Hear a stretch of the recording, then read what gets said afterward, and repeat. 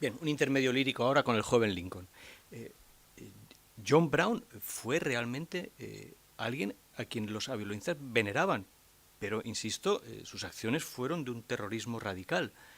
Dio discursos en Concord, donde Thoreau escribía y donde dio discursos invitado por ellos y mantuvo hasta el final una... Pero fíjense ustedes que en el fondo se está comparando con un profeta. Era un puritano, el último puritano que quedaba seguramente en los Estados Unidos, hasta en la forma de vestir, con la camisa abotonada sin corbata. Bien, vamos a ver seguramente la parte más bonita.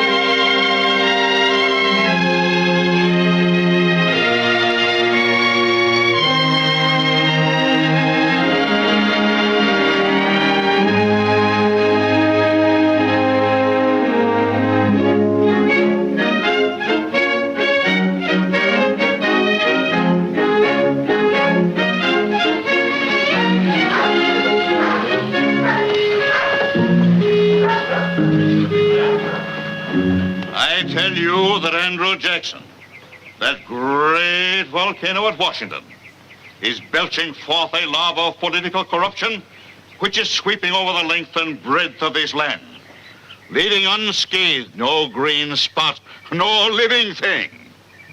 Sangamon County, take warning. Send me, John T. Stewart, back to the legislature, and I'll see that every Jackson man in office is whipped out of the place like a dog out of a meat house. And now, my friends, I bow to one of your own citizens of New Salem, who will address you, Father, on behalf of the great and incorruptible Whig Party. God bless it.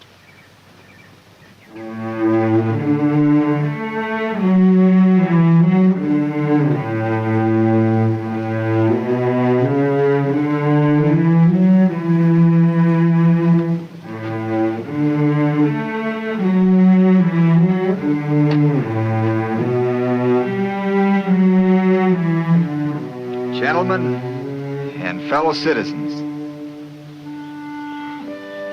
I presume you all know who I am. I'm plain Abraham Lincoln.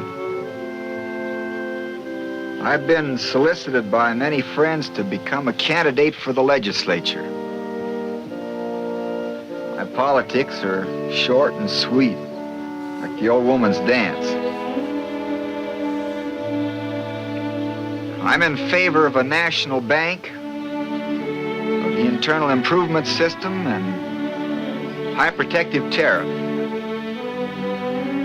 These are my sentiments and political principles. If elected, I shall be thankful. If not, be all the same.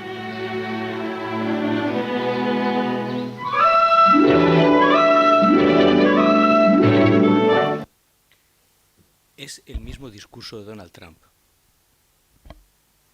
La tarifa es el proteccionismo, es el Partido Republicano. No pensemos que es muy distinto de lo que Trump está haciendo respecto a una globalización. Esa era la política republicana frente a la expansión tradicional del Partido Demócrata. El Partido Demócrata era expansivo, había comprado Luisiana, se había extendido, tenía una fortísima ambición de controlar realmente toda la América bajo los Estados Unidos. El Partido Republicano quería contraer la idea y hablar de América para los americanos, en el sentido de los Estados Unidos. Aquí ha traducido la seguridad social, pero es el problema de la tarifa, es el problema del proteccionismo, de cerrar Estados Unidos a la influencia de Europa y al mismo tiempo de no expandirlo. Ese era el ideario, lo ha dicho, las 3 o 4 ideas políticas son muy sencillas, así es como se presentaba. Hey, Abe! Somebody wants to do business with you.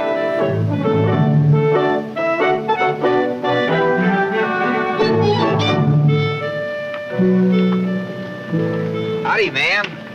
Howdy. Howdy. How you been making out? Right good. We ain't hit the hard places yet. Won't you get down and rest yourself? Well, thank you. We was aiming to stretch a bit.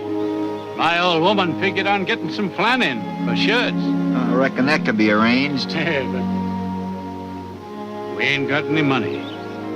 Well, you can send it to me. We don't aim to ask for no credit.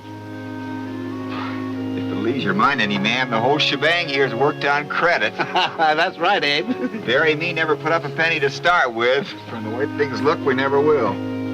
Well, there's an old barrel in the wagon that might be worth 50 cents to some folks. Well, of course, there ain't much in it. Just some old things laying around the house, along with some books that belonged to my grandpappy. Books? Yeah, in the last barrel. Books. Well, you folks go in the store and help yourself. I'll go back and get the barrel.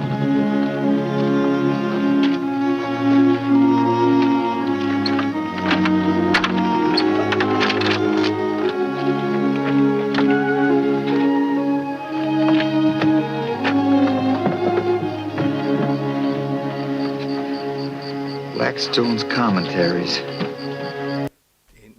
La traducción no es Blackstone, sino Blackstone, piedra negra. Lo digo por si alguien va a buscar después en la Wikipedia. Blackstone no va a encontrar a nadie. Los comentarios de Blackstone. Es el gran comentario a la legislación inglesa. Naturalmente hasta la época, hasta el siglo XVIII.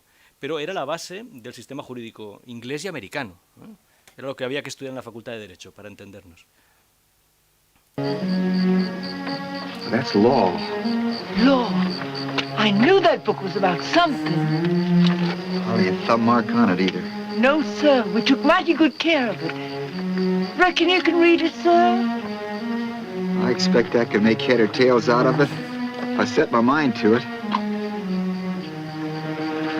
Law.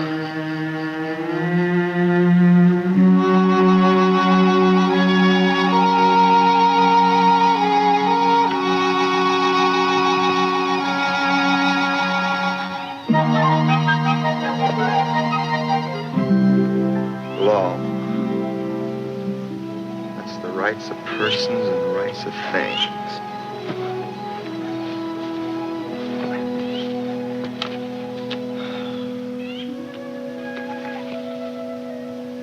The rights of life, reputation, and liberty. Rights to acquire and hold property.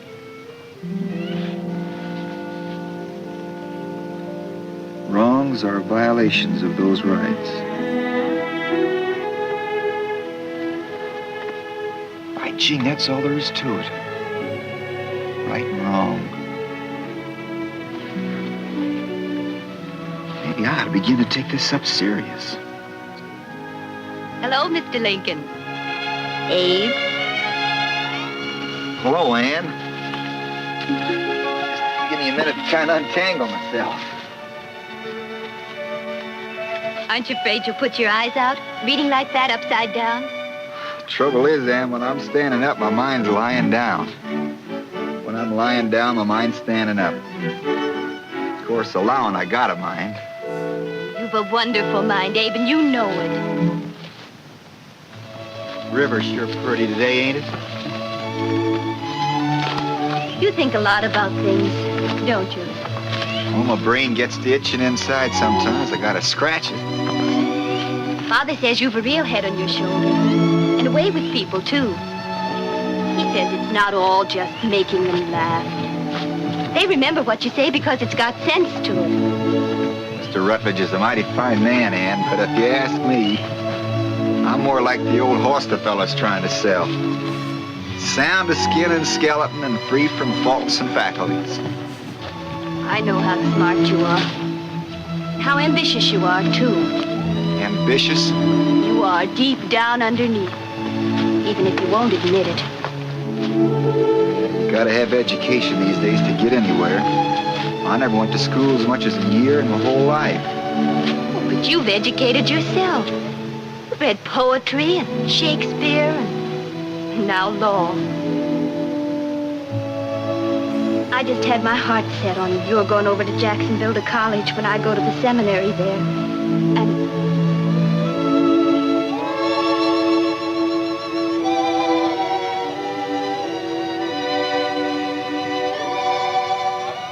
You're mighty pretty, Ann.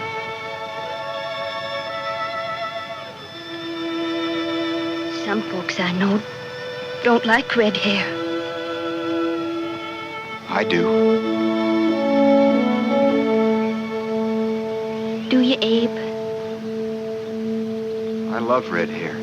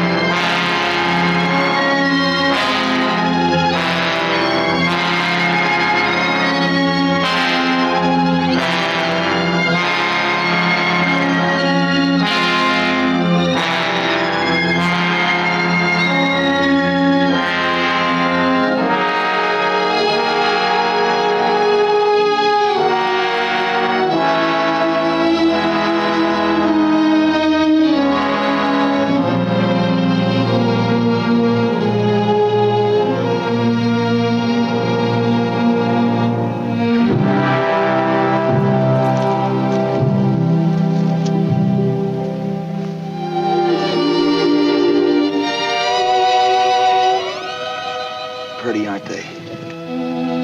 Got them at Bowling Green's place. You never saw anything like them in your life, sitting there in the snow like scared rabbits.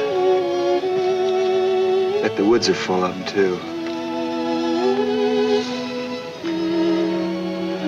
The snow's nice, ain't it, the way it's drifting? Ice is breaking up. It's coming into spring.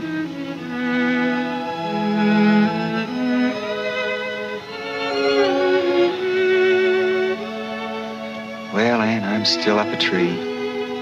Just can't seem to make up my mind what to do. Maybe I ought to go into the law, take my chances. I admit I got kind of taste for something different than this in my mouth. Still, I don't know. I'd feel such a fool setting myself up as a no one so much. Of course, I know what you'd say. I've been hearing it every day over and over again. Go on, Abe. Make something of yourself. You got friends. Show them what you got in you. Oh, yes, I know what you'd say. But I don't know.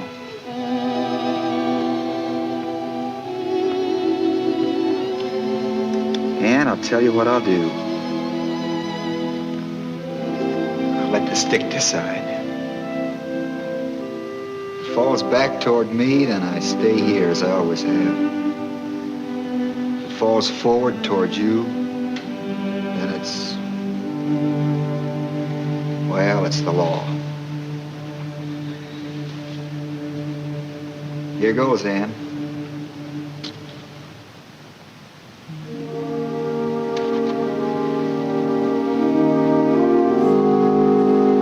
Well, Ann, you win.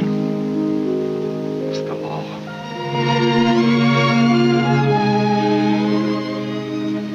Wonder if I could have tipped it your way just a little.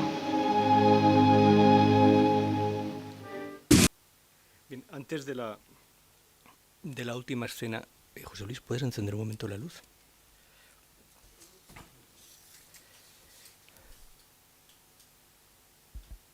Es simplemente, leo el discurso de Gettysburg en español para, después de haberlo oído. La siguiente escena ya es un quiebro en la argumentación, y ahora la explicaremos.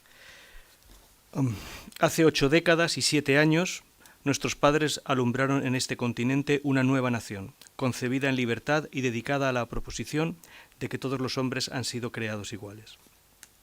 Ahora estamos empeñados en una gran guerra civil para probar si aquella nación o cualquier nación concebida de ese modo y dedicada a ese propósito puede durar.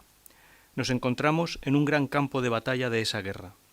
Hemos venido a dedicar una parte de este campo como lugar definitivo de descanso de quienes dieron aquí sus vidas para que aquella nación pudiera vivir. Es completamente adecuado y apropiado que lo hagamos. Pero en un sentido más amplio, no podemos dedicar, no podemos consagrar, no podemos venerar este suelo. Los valientes, vivos y muertos, que lucharon aquí ya lo han consagrado muy por encima de nuestro escaso poder para poner y quitar. El mundo no tomará nota ni recordará durante mucho tiempo lo que digamos aquí, pero no podrá olvidar nunca lo que ellos hicieron. Más bien es a nosotros, los vivos, a quienes toca dedicarnos ahora al trabajo inacabado que quienes lucharon aquí adelantaron de un modo tan noble. Más bien es a nosotros a quienes toca dedicarnos a la gran tarea que tenemos por delante, aumentar, por estos muertos honorables, nuestra devoción a la causa por la que ellos dieron hasta la última medida de la devoción.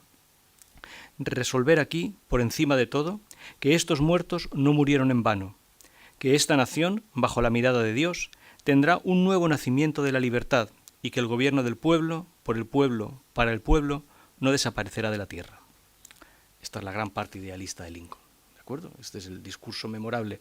Hay que decir que el discurso tiene 272 palabras en el original y que Lincoln lo improvisó, aunque llevaba una especie de nota en la chaqueta. Hay 4 o 5 versiones autógrafas, aunque no queda claro, porque Lincoln no leyó, habló. Pero habló después de que uno de sus secretarios hubiera dado un discurso de 4 horas. Llegó el presidente y ya ven lo que me ha costado leerlo, apenas unos segundos. Es la inmensa diferencia del poder de oratoria de Lincoln. Hasta aquí nadie podría decir que obviamente con este discurso no le vibra hasta la última fibra de su ser. Todos estaríamos dispuestos a compartir este ideal y a decir nosotros también estamos en este campo de batalla o nosotros también vamos a luchar por esto. Pero ahora viene la segunda parte. Lo que vamos a ver es la escena de la rendición, los preparativos de la rendición. No la escena de rendición de Lee ante Grant en Appomattox, sino una escena previa en la que Lincoln se reúne con el vicepresidente del Sur, enviado por Jefferson Davis, el que era el presidente de los Estados Confederados, y deciden pactar los términos de la rendición. Las 2 palabras clave, que oirán bien, una pronunciada por el sudista, la otra por Lincoln, son bond y cohere, el vínculo y la cohesión que son los muertos. Hay un momento, lo van a oír, no está doblado, está en inglés solo, en que el sudista le dice: ¿no se da usted cuenta, presidente, de lo que ha costado su administración? De que el vínculo son los muertos, de que realmente son los muchos muertos. Recuerden que en la guerra civil murieron casi 600.000 seres humanos, que para la dimensión de los Estados Unidos en la época era realmente descomunal. Fue la primera guerra total. Y Lincoln concede el argumento del sudista y le dice que efectivamente esos muertos son la cohesión de la nación, que es lo que había estado diciendo. Es una vieja idea que hemos repetido muchas veces en seminarios de filosofía política, una vieja idea de Luis Vives. ¿Cuál es el glutinum, decía Luis Vives? ¿Cuál es el pegamento de la historia? ¿Qué es lo que hace que al final se pase de una época a otra y no se deslavace todo? Bien, en la película lo dicen claro, ha hecho falta 600.000 muertos para mantener esto. Claro, la pregunta que surge inmediatamente después es: ¿merecía la pena 600.000 muertos? O dicho de otra manera, derogar la esclavitud debía costar 600.000 muertos, la mayoría de ellos naturalmente blancos, ¿no? Aunque hubo batallones negros, los muertos fueron fundamentalmente personas muy jóvenes de los estados del sur y de los estados del norte, ¿no? Muchachos en su mayor parte. Bien, vamos a ver esta última escena.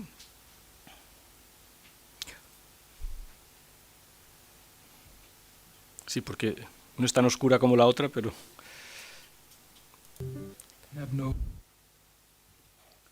Bueno, pues hasta aquí. En la película original, a esta toma sigue una imagen pavorosa de una de las ciudades del sur completamente arrasada por el bombardeo fluvial de los barcos que he mencionado antes. Bien, el propósito, como he mencionado antes, era que con esta variación de la escritura constitucional, que hemos llamado cinematografía constitucional, viéramos que efectivamente Lincoln se ha convertido en lo que hoy llamaríamos un icono y que naturalmente debe obligarnos a saber cuál es la medida adecuada con la que debemos juzgar la obra lincolniana. Entre los papeles que les han repartido figura una página de Henry James que se llama La máscara de Lincoln, The Mask of Lincoln. A veces hay que pedir disculpas por no traducir, pero yo traduje esa página hace 1.000.000 de años y se publicó en una revista de Murcia, pero no he encontrado el ejemplar de la revista ni los archivos donde estaba mi traducción y ya no me daba tiempo a traducirla para esta sesión. Y Henry James no es fácil de traducir, pero es un documento extraordinario. Son las memorias de Henry James, el novelista, el hermano de William James, el filósofo, que fue testigo. Es un recuento de lo que realmente sintió una parte de la población con la noticia de la muerte de Lincoln, que muere el 15 de abril, como saben, que es el día del cumpleaños de Henry James. Y hace notar la inmensa vergüenza que siente de que su cumpleaños coincida con la muerte de Lincoln, pero habla en términos iconográficos ya, se está refiriendo a la máscara mortuoria de Lincoln. Y por acabar, debemos anotar algo. La imagen de Lincoln, los daguerrotipos de la época y finalmente la máscara mortuoria y las fotografías que se le tomaron fueron las primeras escenas, las primeras imágenes que se convirtieron en imágenes globales. Son casi las primeras imágenes que, gracias a la difusión de los daguerrotipos y después de las fotografías, recorrieron realmente todo el mundo. Hay muchísimas fotografías de Lincoln, en parte porque era un hombre altísimo y cuando además se ponía la chistera, pues sobresalía varios codos por encima de cualquier mortal. Pero la imagen de Lincoln se convirtió muy rápidamente, naturalmente, después de su muerte, en un icono. Y eso resta poder de crítica, de comprensión a lo que nosotros debemos entender que fue realmente la obra de Lincoln, que no es fácil de entender. Les hemos ofrecido unas imágenes y ahora discutiremos con algo más de detenimiento, pero con tiempo para la discusión, el problema que estaba detrás de todo esto, la esclavitud humana. El hecho de que fundamentalmente lo que había detrás era la esclavitud en un país que había nacido moderno. Los Estados Unidos habían nacido ya en la propia modernidad. José Alfredo, muchísimas gracias. Adelante.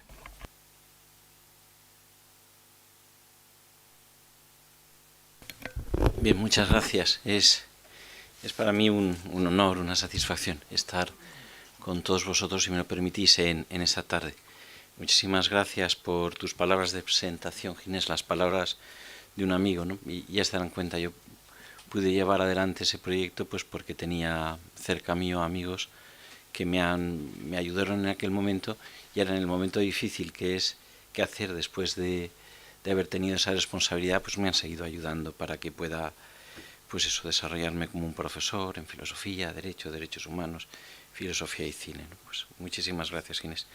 Para mí es un honor estar con el maestro, Antonio Lastra, ¿no? Yo a Antonio lo leí antes que conocerlo, ¿no? Lo cual siempre produce un enorme vértigo luego cuando lo conoces como persona, ¿no?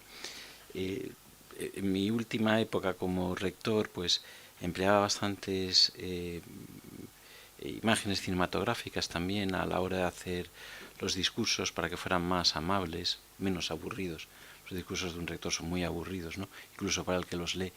Y entonces era una ocasión de ser más comunicativo. Y entonces también al mismo tiempo pues iba investigando y descubrí a un autor que es Stanley Cavell, y me di cuenta que la persona que más sabía en España de Stanley Cavell era Antonio, y empecé a leer cosas suyas y a entender mejor a Cavell, que no es nada fácil, y leí dos obras suyas que me ayudaron mucho, aparte de lo que había él escrito sobre Emerson, pero fue el cine puede hacernos mejores, una contestación a Stanley Cavell, que a mí me parece que es de lectura obligada para el que quiera entender cómo hay que leer el cine, para sacar el propósito humanista que tiene en relación con la filosofía, y luego un bellísimo comentario en Nau Llibres de Qué bello es vivir, de Capra, que son para mí libros de cabecera, ¿no? Entonces, en esta sesión, cuando tenía yo que... Mi propósito, se lo digo honradamente, era que Antonio pudiera hablar lo más posible, porque lo que yo puedo hacer es complementar, pero no con la autoridad que él hace o dice las cosas, ¿no? Y en ese sentido voy a intentar hacerlo lo mejor posible, pero ya les digo que no está al mismo nivel, ¿no? Yo lo que les voy a... Es decir, no son porque sea un amigo al que aprecio, no, es que es real. Es decir, ustedes, las obras que ya tienen en la bibliografía, destaco dos, una tercera no la he traído, los discursos de Gettysburg y otros escritos sobre la unión de Lincoln, la edición de Antonio con Javier Alcoriza, marca un punto de seriedad en el estudio de Lincoln en la literatura española que no existía, que no existe. Es decir, yo creo que Lincoln es un personaje muy complejo, entonces el riesgo es opinar mucho y leer poco sobre Lincoln. Y Antonio nos ofrece una obra en donde tole el eje, toma y lee lo que dijo Lincoln. Y Desobediencia Civil, que es otra obra fantástica en donde él acompaña la obra de Thoreau de toda otra serie de textos importantes, cruciales, centrales sobre la desobediencia civil, ¿no? Entonces yo creo que hace poco menos de un año yo compartí con ustedes por primera vez una sesión de la Escuela de Filosofía y me quedé muy gratamente impresionado. Me quedé muy gratamente impresionado porque profesores de filosofía somos unos cuantos, pero filósofos muy pocos, ¿no? Y entonces sí que es verdad que con Antonio pude descubrir un filósofo, porque el clima que se había creado entre ustedes era un clima de pensamiento, de reflexión, un clima de ir incorporando cada vez más datos a su propia reflexión e irla madurando. Eso es lo propio de la filosofía. Pues voy a intentar, ¿no?, en medio de eso, a ver si aporto algo que ustedes seguro que me dicen que sí, porque son buenos y cariñosos, ¿no? Vamos a ver, el de Lincoln ya se habrán dado cuenta que Antonio y yo hemos venido hablando mucho antes de esta sesión, ¿no? Y es una figura enigmática. Yo creo que esa sería la mejor manera de... pero Cabell nos diría, y si una persona no nos parece enigmática, es que no la conocemos bastante. Es decir, que realmente cuando conocemos a una persona, ¿no?, conocemos el misterio de lo personal, y entonces nos salen muchas cosas, ¿no? A veces ustedes lo experimentamos en la vida diaria, cuando alguien nos dice, te conozco perfectamente, peligro, nos ha hecho una reducción tremenda y nos quiere decir cómo nos ve y encima que sea norma, ¿no? Bueno, es mejor entender que las personas somos misteriosas.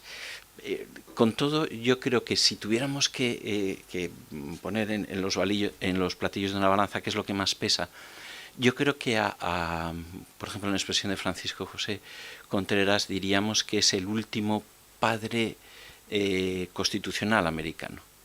Probablemente, un padre desplazado años después, porque siguiendo esa lectura, probablemente, aunque con mucho sufrimiento y que el fin no justifica los medios, las tres enmiendas, 13, 14 y 15, que completan, ¿no?, la Constitución de los Estados Unidos, la hacen verdaderamente una Constitución de recibo.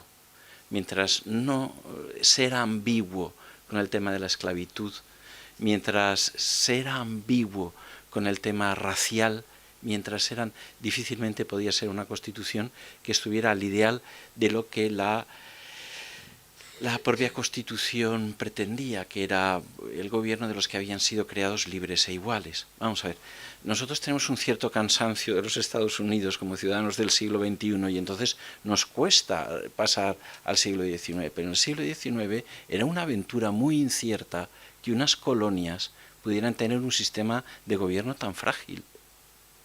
hagan un poco ese ejercicio mental, olvídense, ¿no?, de toda la historia del siglo XXI-XX que nos lo hace ver como una gran potencia que se mete en todo y encima te da lecciones, sí, todo eso que nos llega un momento y nos cansa, ¿no? Y ahora piénsenlo como una aventura de quienes han intentado liberarse de una monarquía ciertamente fuerte y nada igualitaria, una sociedad poco igualitaria. La escena de Ruggles que han visto ustedes de Charles Lawton es un criado que asume la educación inglesa y asumiendo la educación inglesa, por Dios santo y bendito, ¿voy a ser yo igual que mi señor? Es un criado que llega a los Estados Unidos porque su señor es un vicioso del juego y ya no tenía más que envidar y se juega su mayordomo. Lo pierde y el mayordomo se va para una buena persona, que es el que se le cae la pipa ahí y lo trata de maravilla. Es decir, eso es lo que hace Estados Unidos, romper con un estilo de vida en donde la jerarquía de somos iguales pero no tanto, aquí sabemos que al cielo iremos los de siempre, todo ese tipo de cosas de estratificación social, y de repente aparece un proyecto en donde se creen que verdaderamente pues nadie es más que nadie.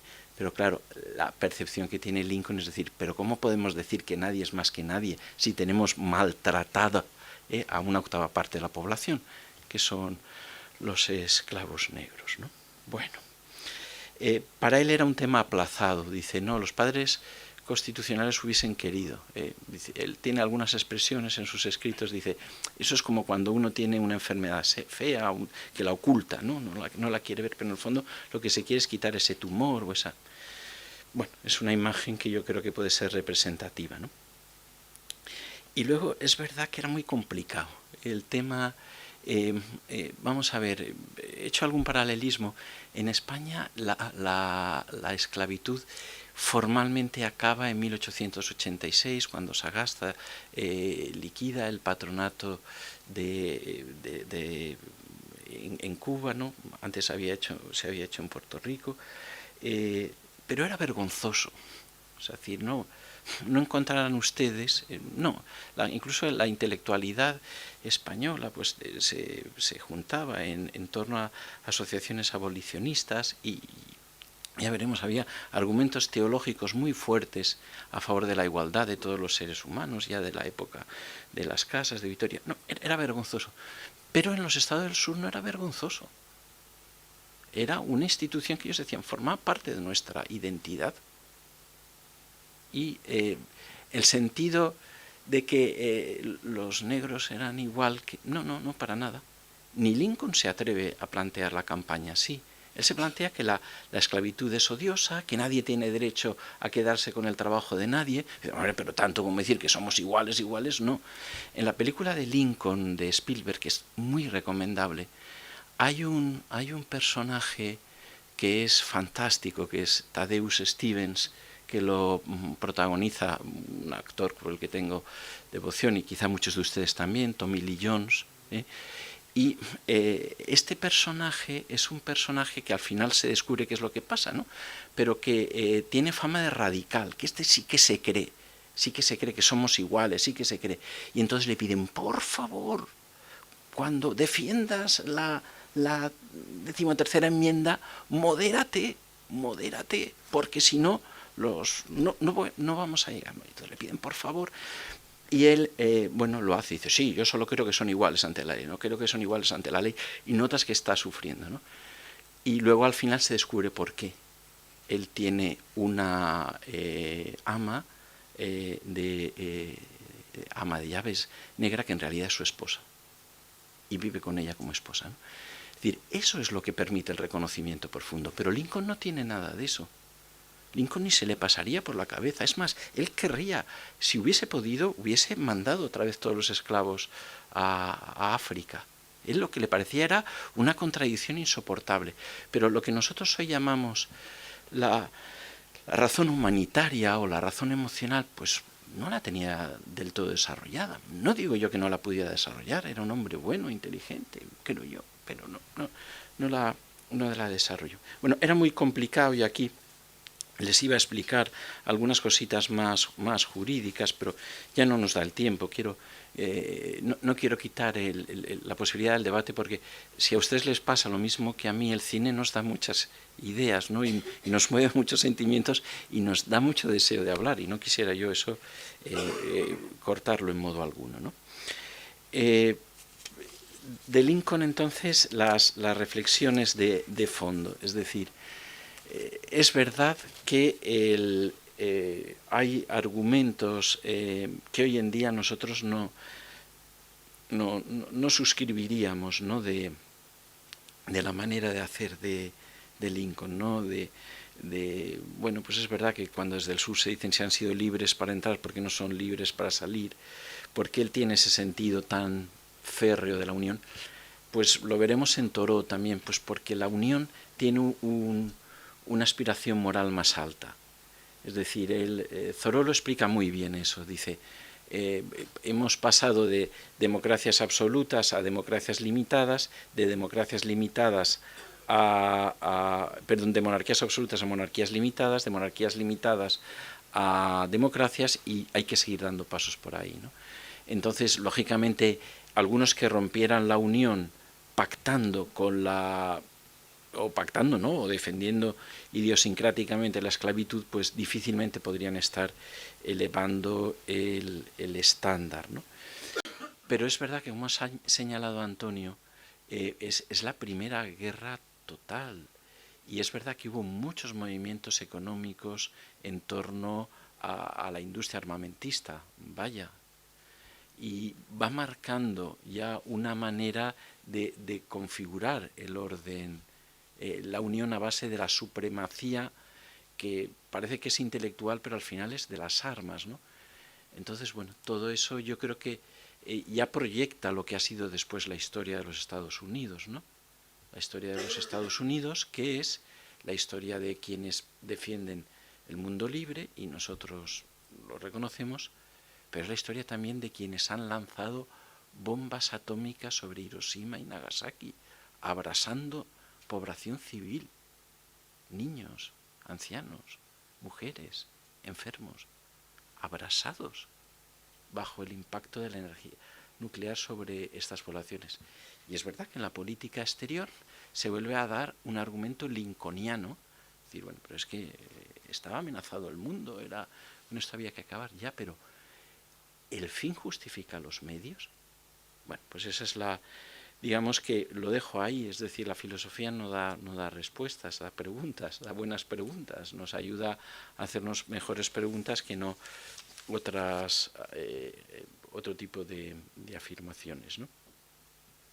En definitiva, que la visión de Lincoln, yo creo que se puede situar históricamente como un avance en la comprensión de los derechos humanos, pero si lo medimos desde la pretensión de lo que fue la Declaración Universal de los Derechos Humanos de 1948, que sigue siendo el documento de referencia internacional, pues nos damos cuenta que la visión que tenía Lincoln de reconocer derechos a los negros era muy reducida, no era esa visión de plenitud de la dignidad humana que con esa declaración se ha pretendido hacer. Quería hacerles un pequeño apéndice, es decir, claro, el tema de la esclavitud es un tema viscoso, es decir, la humanidad ha cometido la mayor atrocidad en torno a la esclavitud, pero es que la esclavitud de la época moderna fue más terrible que las esclavitudes anteriores, ¿no? ¿Por qué? Pues porque se unió la institución de la esclavitud a exigencias de producción, a exigencias de beneficio, y entonces el tráfico de esclavos llegó a tener una lógica económica que no había tenido hasta otro momento de la historia. Con lo cual les dejo ahí el dato para la reflexión. Pero sí que les quiero decir que es un tema viscoso, especialmente la de esclavitud de los negros, ¿no? Es decir, hasta el siglo XIX, ya digo, en España, en Cuba, Puerto Rico. ¿Por qué? Pues porque yo creo que los seres humanos a veces nos acostumbramos a la insensibilidad. Yo no encuentro otra respuesta. Nos acostumbramos a que hay gente no que no sean humanos, sino que hay gente que debe vivir por debajo de humanidad. A ver, se lo digo de corazón, saldremos de aquí y veremos a gente durmiendo en un cajero. Y nos hemos acostumbrado. No quiero decirles nada moralista, simplemente les quiero decir de percepción. Y nos hemos acostumbrado, ¿no? Con lo cual yo también entiendo que a veces nuestros abuelos, bisabuelos, pues también se pudieron... pero también quiero deciros que ha habido siempre mentes más lúcidas que han sido capaces de denunciar, ¿no? Hubo un momento que Jean Dimou y Lewis Hang llaman el primer amanecer de los derechos humanos, que fue pues toda la controversia de Valladolid, los teólogos, juristas, etcétera, que esos empezaron a desarrollar una reflexión que hizo ver que determinadas lecturas aristotélicas de que la esclavitud natural era un atropello hacia una comprensión adecuada de la naturaleza humana, y por tanto empezaron en primer lugar, a decir que los indios para nada podían ser esclavos, cosas que ya desde los tiempos de Isabel la Católica se sabía, pero algunas vacilaciones que pudo tener Bartolomé de las Casas de en un primer momento, admitir esclavitud de negros para sustituir a los indios, pues también fue corregido, ¿no? Y llegó a haber una militancia teológico-filosófica en contra de la esclavitud, ¿no? Bueno, esto no puedo más que decirles, no es una idea, ¿no? Es algo que está estudiado, y traigo el libro de José Tomás López García, Dos defensores de los esclavos negros en el siglo XVII, Francisco José de Jaca y Epifanio de Moirans, dos capuchinos que tuvieron que experimentar hasta persecución, pero con una defensa radical de la ilicitud, de la esclavitud de los negros, ¿no?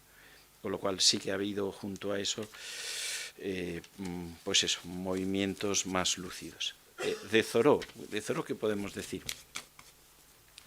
El otro día veíamos el proyecto ilustrado de Kant. La parte más difícil de asumir de Kant es que él entendía que moralmente la obediencia al derecho positivo era absoluta.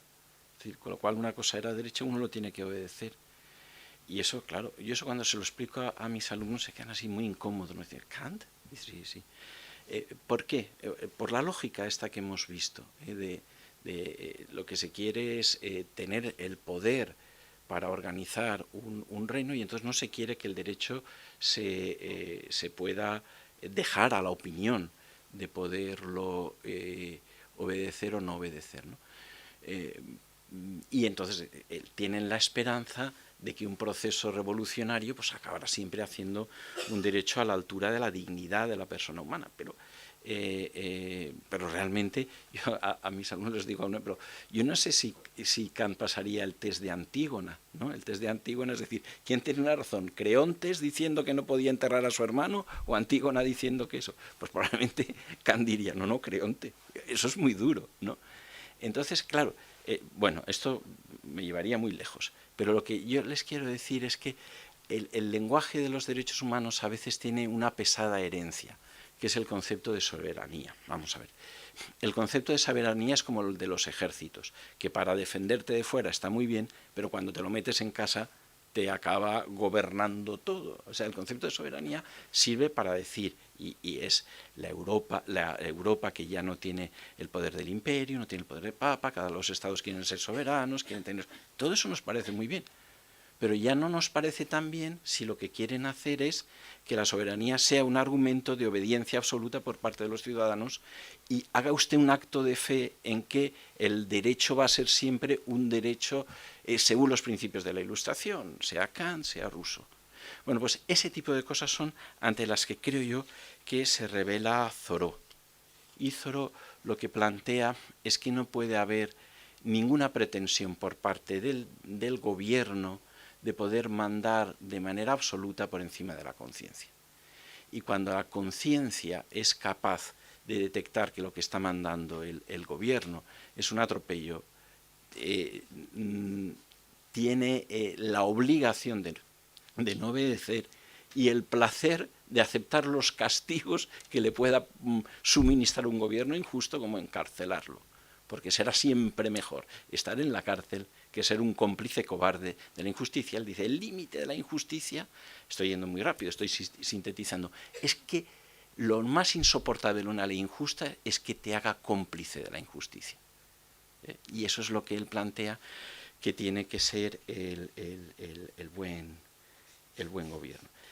Vamos a ver, Thoreau, por tanto, era un anarquista radical y que no quería parar. No. Él lo dice, no, lo pensaba leer, pero ya no nos da tiempo. No, él cree que él lo que desea es que el gobierno sea bueno y el poderlo obedecer. Pero él dice, ¿pero cómo voy a obedecer a un gobierno que intenta sofocar las rebeliones de esclavos que tienen todo el derecho del mundo a rebelarse? O que se inventa una guerra con México por un problema colonial. ¿Cómo lo voy a obedecer? No lo puedo obedecer. Lo que me gustaría es que llegara a ser ese gobierno al que yo puedo obedecer en conciencia, ¿no? Bueno, el planteamiento, por tanto, él dice, no, sí, la Constitución de los Estados Unidos, y eso está muy bien, y yo los puedo obedecer. Lo que sí que me gustaría es que esa evolución, monarquía absoluta, monarquía limitada, democracia, pues diera pasos más profundos para que las personas pudiéramos vivir según nuestra libertad en la democracia, y por tanto que la democracia siguiera dando pasos. Esa es la pretensión de Thoreau. O sea, no es un hombre insolidario, no es un hombre que no quiera relaciones con los demás, lo que quiere es que un modo de convivencia que saque lo mejor de nosotros mismos y no lo peor. Eso es el ideal perfeccionista, ¿no? ¿Es necesario ese camino de la soberanía? Mire, pues no. Es decir, yo creo que hay otros modos y otras maneras de plantear las relaciones con la ley. Lincoln, ¿dónde estaría? Lincoln, si ustedes leen alguno de sus escritos, tiene un alto concepto de la ley, porque considera que al margen de la ley pues puede haber visión privada y egoísta, ¿no? Y no se da cuenta que la conciencia puede superar la ley, ¿no? Eso en otras tradiciones sí que, si ustedes cogen la definición de ley de Santo Tomás o de Suárez, es inherente que una ley injusta no puede ser ley. O sea, si se manda en contra del bien común no es ley, es corrupción de ley. Lex injusta non es lex. O sea, que había otras tradiciones, pero esas tradiciones parece que se perdieron y se olvidaron. Y ya para acabar, Thoreau en nuestros días, bueno, pues Thoreau en nuestros días, yo creo que esta antología es fantástica, ¿no? Para ver pensamientos de hoy en día que recuperan a Thoreau. Yo creo que Cabell es muy buen intérprete de Thoreau. Y aquí plantea, y que John Rawls y la desobediencia civil, ¿qué le parece? Pues que no lo entiende. John Rawls no entendió lo que era la desobediencia civil. ¿Y por qué soy tan arriesgado de decir esto? Por esta razón, que si estoy equivocado, pues me la desmontan y me harán ver que estaba equivocado. Pero cuando alguien pone condiciones para cuál es la conciencia que es aceptable en una sociedad justa, pues está poniendo condiciones por encima de la conciencia. Y eso es lo que hace Rawls continuamente. Y eso es lo que hace en general la política de extensión de los derechos humanos, del liberalismo político. Es decir, usted actúa en conciencia, pero siga lo que yo digo. Porque lo que yo digo es lo que hace funcionar la conciencia. No. Mire, la conciencia es principium. Si no es de conciencia, ya lo veremos. Pero usted lo que no puede poner son condiciones para la corrección política de la conciencia que permita justificar la desobediencia civil. A mí eso es lo que me parece que eleva la categoría moral de Thoreau sobre lo que viene después, y hasta donde yo soy capaz, y en eso pues no soy más que un mediocre estudiante, pero hasta donde yo soy capaz de ver, creo que Cabell sí que se da cuenta de ello. y sí que se da cuenta de ello, que el argumento perfeccionista lo que quiere decir es que los principios que una sociedad se da para sí misma no pueden estar por encima de las aspiraciones al bien de las personas. Pues eso es muy interesante, ¿verdad? Pues muchas gracias.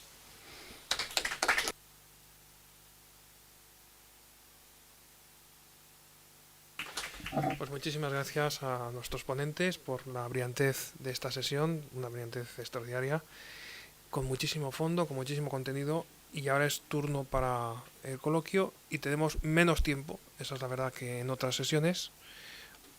Tenemos más tiempo tal vez en otras, pero desde luego en esta no, pero sí que hay alguna oportunidad para alguna intervención. Adelante, el profesor José Luis García.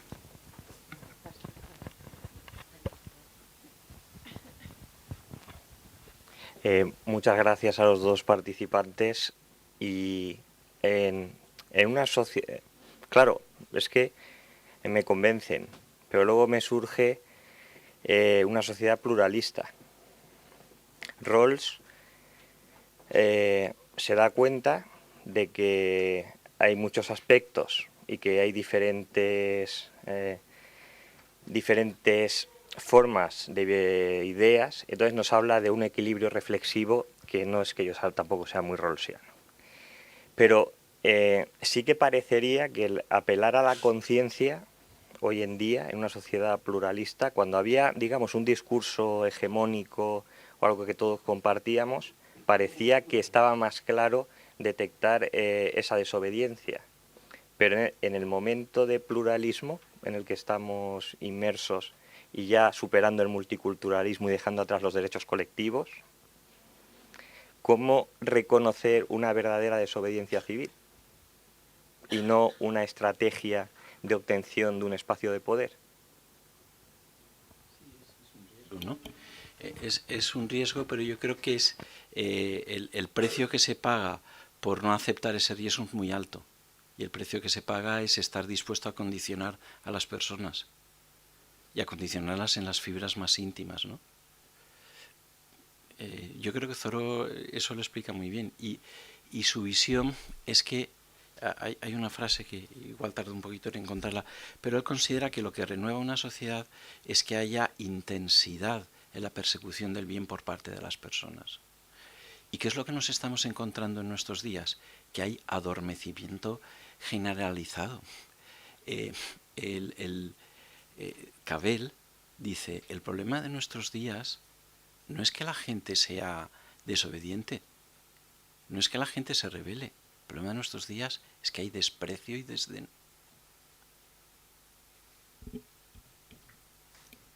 Terminar muy brevemente.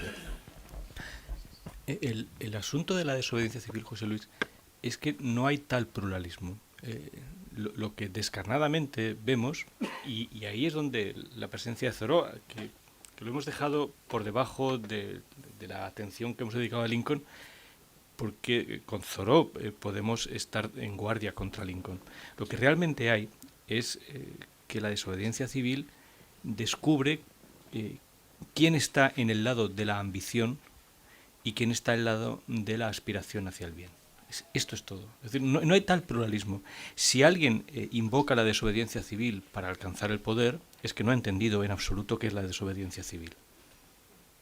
La desobediencia civil no ambiciona el poder. La palabra ambición aparece en la secuencia de Lincoln, del joven Lincoln. La palabra ambición es un término técnico en el derecho romano. Ambitio era lo que tenía que hacer el candidato para alcanzar el poder. Era su andar, es lo que significa la palabra. Venía del verbo ambulare, es decir, de caminar en busca del poder, de captar los votos. Era un término técnico del derecho. La ambición por el poder no tiene nada que ver con la aspiración al bien. Entonces, la desobediencia civil surge en Thoreau porque en el fondo lo que está descubriendo es que el poder lo que hace es anular cualquier pluralismo que tú has indicado. Está la ambición por el poder y para él el poder es lo mismo, lo detente uno o lo detente otro. El poder lo que hace es uniformizar al que lo tiene entre las manos. Y en la medida en que eso identifica inmediatamente a los que buscan el poder, la desobediencia civil es la nula aspiración de querer ser poderosos, porque lo que buscan es otra cosa. Por eso la desobediencia civil es simplemente un nombre para la vieja aspiración filosófica. La antología la empezaba con una frase de Merleau-Ponty maravillosa, que decía: Sócrates tiene una manera de obedecer que es una manera de resistir. Ese es el punto de la desobediencia civil. Por tanto, para que uno sepa verdaderamente que está ejerciendo su desobediencia civil, tiene que ser radicalmente sincero respecto a que no está buscando el poder, sino lo que está buscando es que el poder no le impida a él desarrollar su aspiración hacia el bien. En este sentido, yo no quiero saber nada del poder, pero tengo que hacer todo lo posible para que el poder no anule mi aspiración filosófica a encontrarme con el bien. En ese sentido, cuando el poder está entorpeciendo mi camino perfeccionista, es cuando tengo que rebelarme contra él, no porque yo quiera ocupar su espacio, sino porque no quiero que él ocupe el mío. Por eso, ahí está el inicio de desobediencia civil. El mejor gobierno es el que menos gobierna y nos lleva a lo que realmente cree. Y el mejor gobierno es el que no gobierna en absoluto. Si no hubiera gobierno, yo no querría gobernar. Yo me dedicaría a mi aspiración fundamental, que es encontrarme con el bien. El problema es que hay algunas personas, probablemente la mayoría, que no buscan el bien, que buscan el poder. Y Thoreau les diría, bueno, si lo buscan y no se meten en mi camino, yo tampoco me opondría que busquen lo que quieran. Pero el problema es que la búsqueda del poder entorpece mi vida. La desobediencia civil es siempre una disolución del poder. Es un mecanismo de separación de poderes que aparece en un individuo cuando los mecanismos políticos de separación de poderes se anulan porque en el fondo todos quieren el poder. Si la separación de poderes funcionara institucionalmente, la desobediencia civil sería probablemente innecesaria. El problema es que no hay ese pluralismo que tú dices. El problema es que los que buscan el poder anulan por completo la pluralidad. No lo buscan para el bien. Esto es lo que Thoreau ha descubierto. En el fondo es una gran manera de desenmascarar ideologías. En nuestros días, la desobediencia civil de Thoreau es un mecanismo formidable. Aunque me temo, y por eso preparé esa antología cuando la editorial Tecnos me invitó a ello, me temo que no la ha entendido casi nadie. Porque para eso hay que leer bien a Thoreau. Y leer a Thoreau no es nada fácil, ¿eh? No es un autor que uno pueda leer con facilidad. Y los vínculos con lo que hemos estado hablando, es decir, ¿por qué surge precisamente en esta época? ¿Por qué Thoreau es contemporáneo de Lincoln? Porque no puede aparecer un personaje como Lincoln sin que aparezca un personaje como Thoreau.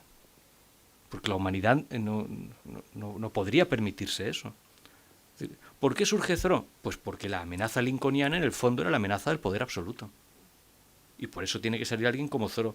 Que Thoreau ayuda a corregir, yo creo que la desobediencia civil, en el fondo, es un mecanismo de ayuda a las enmiendas que restringen de nuevo el poder y rebajan la aspiración hacia el absoluto del poder. Esta es la idea. Yo, además, creo que en eso, en los orígenes del liberalismo está Hobbes, que anula toda pretensión de la conciencia. Toda pretensión de la conciencia. Y esa pulsión de anular todas las diferencias se repite en Rousseau, por supuesto se repite en Lenin, se repite en todos aquellos que en última instancia, a derecha o a izquierda, lo único que querían era el poder absoluto. Y la respuesta, pues, si no gobernara, mejor. Pero si se mete en mi camino, además, Thoreau decía, yo no voy a fundar un partido. Una vez dijo, yo soy el capitán del partido de las galluvas, soy el capitán, the captain of Huckleberries. Soy el capitán del partido de uno. Es que se han metido en mi camino. Dejadme en paz. Y entonces yo podré hacer mi aspiración hacia la vida. Claro, si me lo impedís, yo tengo que reaccionar. Si declaráis la guerra a México para expoliarlo, si mantenéis la esclavitud, yo tengo algo que decir al respecto. Pero no porque yo quiera ser el presidente de los Estados Unidos, pero es que Lincoln sí que quería ser el presidente de los Estados Unidos. Esa es la diferencia. Por eso, cuando surge un Lincoln, tiene que surgir un Thoreau. Y eso es bueno. Por eso los hemos unido en esta sesión de seminario. Y le hemos dedicado más atención a Lincoln porque Lincoln es el peligroso. Thoreau no ofrece peligros. Con esto último, perdón, la frase de que el gobierno que gobierna menos y tal, recuerdo que hace unos años Stephen Colbert en el roasting que le hizo a Bush le dijo, y usted lo ha conseguido perfectamente en Irak. por continuar con los Estados Unidos hacia adelante, ¿no? Había destruido el gobierno completamente, por tanto era el mejor gobierno que podía existir porque era imposible que gobernara. Me ha venido a la mente. Y sobre lo que decía del el personaje de Tommy Lee Jones, hay una película que no va sobre él, claro, pero que es fantástica como complemento, que es la de Jefferson en París, que cuenta la historia de Jefferson cuando hace un viaje en París y se lleva a su amante negra y a sus criados negros. Y algunos de esos criados negros, en el ambiente de la Revolución Francesa, se dan cuenta de que allí no son esclavos, de que se pueden quedar en París. Y la amante regresa con él y tal. Este tipo de historias. Una película que hace Nick Nolte, que bueno, curiosamente no está mal. Y mi pregunta era... Perdona, los negros eran esclavos en la Revolución Francesa, ¿eh? Sí, sí. Recuerda a los jacobinos negros. Sí. Recuerda Haití. Los esclavos, la Asamblea Francesa, la Revolución Francesa, no reconoció la ciudadanía de los negros. Por eso Haití les salta inmediatamente. Quizá la película entonces no era tan buena. No, la película era falsa. Por eso. Y por eso la Convención y Napoleón aplastan la rebelión de Haití. Porque la revolución, es decir, el argumento de Toussaint Louverture era, libertad, igualdad y fraternidad, en Haití también. Y declaran la República Haitiana. Pues una república negra. E inmediatamente todos los hacendados franceses, estén o no estén a favor, dicen, ni hablar. Y Haití es aplastado. De hecho, Haití es la primera república libre antes que los propios Estados Unidos. El libro de Cyril James es maravilloso, Los jacobinos negros, lo tradujo la editorial Turner no hace mucho. Es formidable porque es la mayor hipocresía revolucionaria. No eran libres en París los esclavos, ¿eh? Ni lo fueron nunca. Hasta la Tercera República, avanzado el siglo XIX. De Francia no conmuta la esclavitud tan pronto. Ni la de los negros, ni la de los asiáticos en Indochina. Es decir, que ojo con el idealismo que a veces nos puede llevar muy lejos. Una pena porque para uno de Nick Nolte que estaba curiosa, pero bueno, nada, fuera.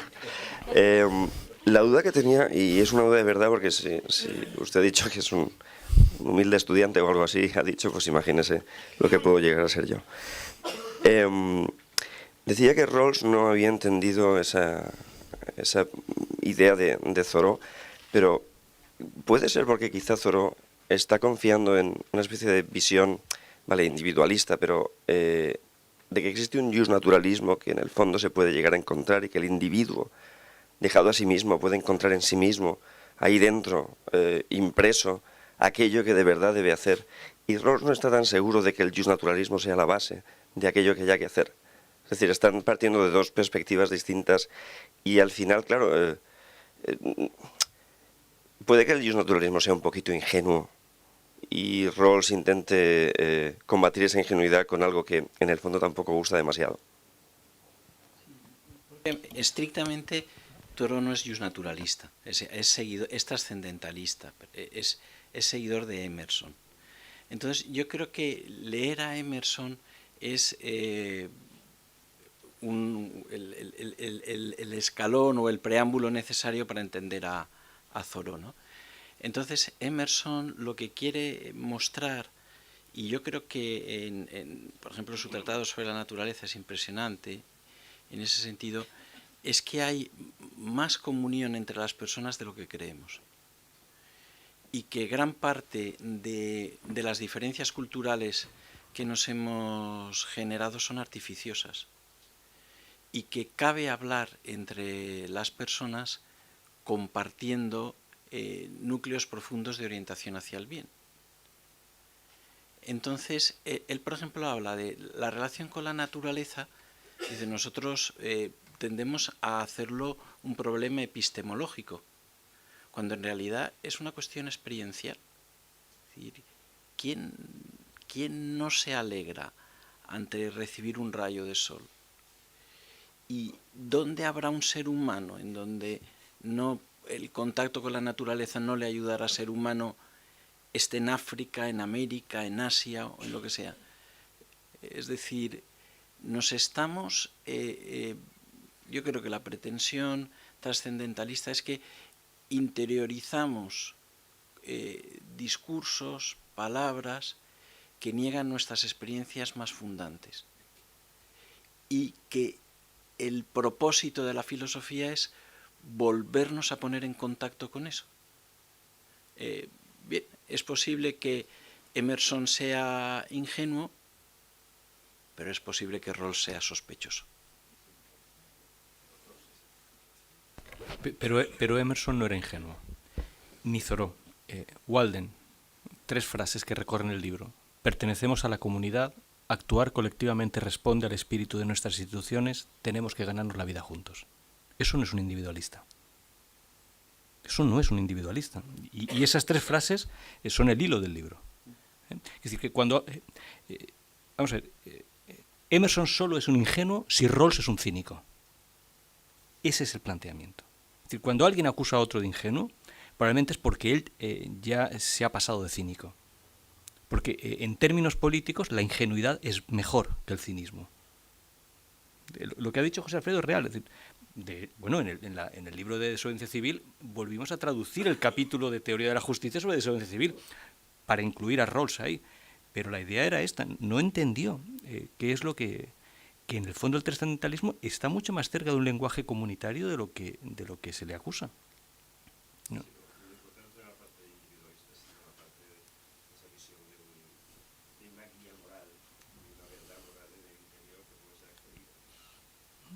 Sí, pero...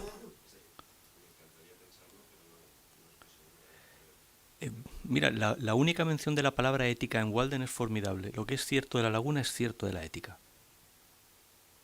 Es decir, si ahí está Walden y yo puedo verla, Walden eres tú, ahí estás, ¿no? Es que eso que puedo encontrar en la naturaleza lo puedo encontrar en mi comportamiento. Porque eso es lo que me hace ser humano. Es decir, si no, ¿qué me hace ser humano? Pero ¿qué me hace ser humano? Reconocer a otro ser humano. Es que es tan sencillo como esto. Esto lo ha expresado muy bien José Alfredo. Bueno, pero tú no puedes esperar tu guía de acción de lo que el otro vaya a hacer. Es que tú seas capaz de reconocer al otro. Por eso el problema de fondo es la esclavitud. Yo reconozco al otro. No me equivoco nunca cuando tengo delante a un ser humano. Esto es lo y eso me es dado. Me es dado. No me equivocaré nunca cuando tenga delante a un ser humano. Sabré que es un ser humano. Cuando uno puede decir eso, obviamente está en situación de no ser un ingenuo, sino decir, no me lo tiene que decir el Estado. En el ensayo Politics de Emerson, con el que se cierran los ensayos, ¿no? que es el gran libro con el que se funda todo, ¿no? Emerson empieza así. Cuando tratamos con el Estado, hemos de recordar que el Estado no es original. No es original. Por muy viejo que sea el Estado, no es original. Aboriginal, dicen allí. Y añade, nosotros podemos hacerlo igual de bien que lo haya hecho cualquiera en el pasado. Y dice, y podemos hacerlo aún mejor. Esa es la fe trascendentalista. Esto es lo que niega toda tradición. En el fondo, lo que le dicen los sudistas a Lincoln es que teníamos una tradición, una institución peculiar, que es el viejo argumento de todos los... Por cierto, Lincoln dice, la palabra soberanía no es constitucional. Lincoln tiene un lenguaje constitucional... Dice, quien habla en términos de soberanía no habla en términos de la Constitución. Imagínate si esto hoy lo dijéramos. Usted está hablando, ¿usted es soberanista? Pues usted es soberanista, pero usted no ha entendido nada. No ha entendido verdaderamente de qué va la cosa. Está usted defendiendo cosas muy particulares, pero me está impidiendo reconocer a seres humanos. Eso Lincoln lo dice con una claridad asombrosa, lo dicen en los debates con Douglas. Soberanía no es un término constitucional. Hay otros que no son constitucionales. Añade, esclavitud no es un término constitucional, por eso no está en la Constitución. Él se aprovecha de esto. ¿Por qué fundamentan la esclavitud si la Constitución no la menciona? No es soberanista. Es esa idea de que efectivamente el Estado no es el que me va a decir a mí cómo reconozco yo a un ser humano. Esa visión trascendente, estamos antes que el Estado. Esto es lo que Thoreau salió a defender. Y creo que es bueno. Creo que es bueno que haya gente como Thoreau. Hace muchos años, cuando yo empezaba a traducir a Thoreau y quería introducirlo en el debate filosófico en este país, un viejo catedrático de filosofía me dijo, estás haciendo mucho daño. Para un joven que estaba empezando, que un catedrático le dijera, estás haciendo mucho daño.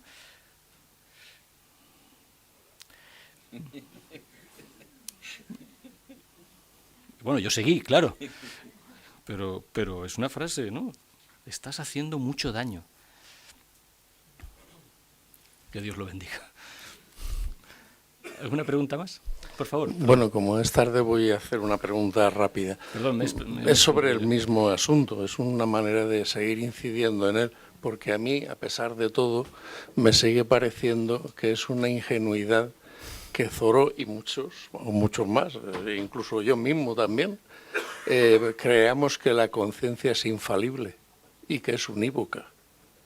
Yo creo que no está claro ninguna de las dos cosas y haría falta creer que la conciencia de los individuos como individuos es infalible para tener la soberbia de pretender tener razón frente al Estado, que puede ser a veces, pero como norma es peligroso pensar así y que pueda ser unívoca y por lo tanto todos la compartirían. Hablando sinceramente, que nos juzguen lo que nosotros decimos contra el Estado de una manera sincera, también es dudoso. Y corto ya porque es tarde. Sí, rápido. La conciencia es el juicio de la situación concreta. Con lo cual, lo que te está diciendo es, a mí el Estado no me puede vender que está bien la guerra con México, y ahí mi conciencia me dice que no está bien la guerra con México. Y entonces podemos discutir. No está bien la venta de... no está bien sofocar a los esclavos. No está bien dejarse ahogar en el mar a los migrantes. Y entonces uno puede venir con toda la legislación europea y decir que no sé qué, no sé cuántos. Y yo puedo decir como persona, que es lo único que puedo decir, es que no está bien. Entonces, no es una soberbia. Lo que es una defección es actuar en contra de la propia conciencia. Es lo que dice Thoreau. Si tu conciencia te dice algo, debes seguirla. Para ti. No la impondrás a los demás. Pero no dejarás que alguien te la calle. Ese es el sentido. No es... Si eso lo hiciera todo el mundo, cada vez que ve que algo no le parece justo...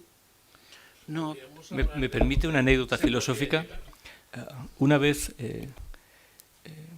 unos soldados querían utilizar la casa de Schopenhauer para disparar contra una manifestación. Y Schopenhauer era algo reticente a que se utilizara su casa, ¿no? Y los soldados le dijeron, ya está el filósofo pacifista, ¿no? Y le dijeron, si todo el mundo fuera como usted, pues perderíamos las guerras. Y Schopenhauer le dijo, si todo el mundo fuera como yo no habría guerras. No es que seamos infalibles ni unívocos, es no renunciar. Vamos a ver, cuando una persona dice tengo razón, lo que está diciendo es déjame usarla. Porque tener razón es una especie de pleonasmo. Tengo razón, por eso soy humano. Pero lo que quiero decir yo cuando digo tengo razón es déjame que la use. No me digas que no la use.